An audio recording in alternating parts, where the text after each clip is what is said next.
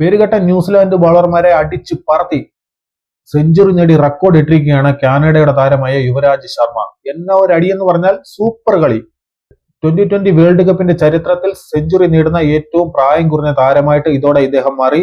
അതുമാത്രമല്ല ഈ ടൂർണമെന്റിലെ ഈ വേൾഡ് കപ്പിലെ ഏറ്റവും ഉയർന്ന സ്കോറും ഇപ്പോൾ അദ്ദേഹം നേടിയിരിക്കുകയാണ്. 65 പന്തിൽ 6 സിക്സും 11 ഫോറും ഉൾപ്പെടെ 110 റൺസ്.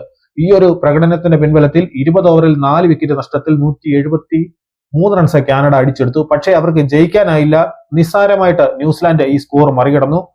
അവർ 15.1 ഓവറിൽ 2 വിക്കറ്റ് മാത്രം നഷ്ടത്തിൽ 176 റൺസ് എടുത്ത് വിജയിച്ചു. ഓപ്പണറായിട്ട് ഇറങ്ങിയായിരുന്നു യുവരാജ് സംബ്രയുടെ ഈ ഒരു പ്രകടനം. എല്ലാ ബോളർമാരെയും അദ്ദേഹം കണക്കിന് പ്രഹരിച്ചു. ദിൽപ്രീത് ബാജ്വ 39 പന്തിൽ 36 റൺസ് എടുത്തപ്പോൾ നവനീത് ധലിവാൾ അവർക്ക് വേണ്ടി 7 പന്തിൽ 10 റൺസും എടുത്തു. ബാക്കിയുള്ളവരൊക്കെ ഒറ്റയക്കത്തിന് പുറത്തായി. എന്നാൽ മറുപടി ബാറ്റിംഗിൽ 30 റൺസിന് ന്യൂസിലാൻഡിന്റെ 2 വിക്കറ്റുകൾ കാനഡയ്ക്ക് വീഴ്ത്താനായെങ്കിലും പിന്നീട് അവരുടെ 1 വിക്കറ്റ് പോലും അവർക്ക് വീഴ്ത്താനായില്ല. ഗ്ലെൻ ഫിലിപ്സ് നിറഞ്ഞാടി 36 പന്തിൽ 76 റൺസ് എടുത്താണ് അദ്ദേഹം പുറത്താകാതെ നിന്നത്. 6 ഫോർ 4 സിക്സ്. കൂട്ടിന് രജിൻ രവീന്ദ്ര ഉണ്ടായിരുന്നു. 39 പന്തിൽ 59 റൺസ്, 3 സിക്സ് 4 ഫോർ.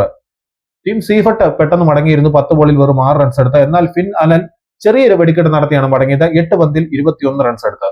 അങ്ങനെ വെറും 15.1 ഓവറിൽ 29 പന്തുകൾ ബാക്കി നിൽക്കെ ന്യൂസിലാൻഡ് 176 റൺസ് എടുത്തു. ഇതോടെ ന്യൂസിലാൻഡ് സൂപ്പർ 8 കടന്നു. അഫ്ഗാനിസ്ഥാൻ പുറത്തായി.